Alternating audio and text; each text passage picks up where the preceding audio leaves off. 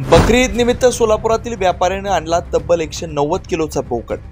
मुस्लिम बांधवांचा ईद उल अझा म्हणजे बकरी ईद सणाला कुर्बानी देण्यासाठी मोठ्या संख्येने बोकडांच्या विविध जाती बाजारात आल्यात। या सणाच्या निमित्तानं मुस्लिम बांधव मोठ्या प्रमाणात बकऱ्यांची खरेदी करतात।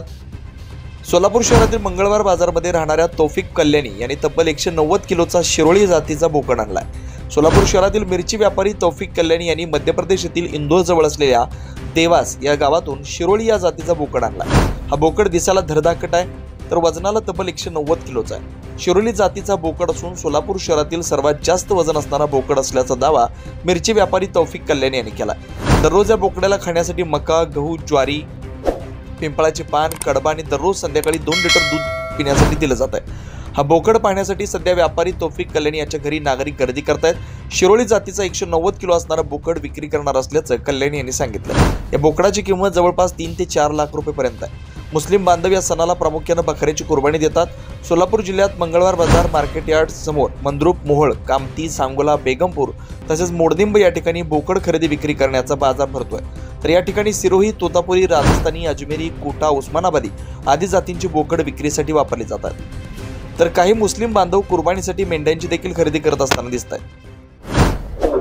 आपलं नाव काय आणि आपल्याकडे जवळ जे 190 किलोचा बोकड आहे काय नाही खाण्याचे व्यवस्थापन कसं करतात? या माझं नाव तौफिक कल्याणी, मी लाल मिरचीचा व्यापारी आहे काय। आणि ही बोकड सोजत या जातीचा आहे आणि याला आहे ना मध्य प्रदेश इंदोरच्या पुढे 60 किलोमीटरला देवास म्हणून गाव आहे आणि तिथं मोठा बाजार भरतो।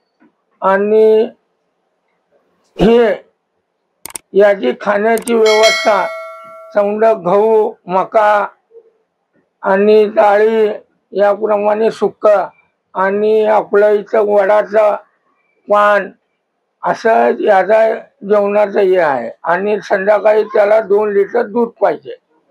अजून काय काय देतात त्याला खाण्यासाठी? काय नाही, आपल्या इथला रेग्युलर महाराष्ट्राचा चारा देतो याला। तुमच्या शरीराचं तापमान मेंटेन ठेवण्यासाठी आपण त्याला कूलर लावलं, जास्त तापमान लागू नये।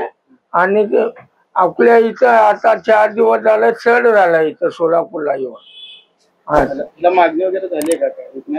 विकायचं नाही काय नाही, मी एक नियत करून आणली आणि ते विकण्यासाठी आणि दाम पण सांगू शकत नाही जेवढ्याला आणला तेवढं।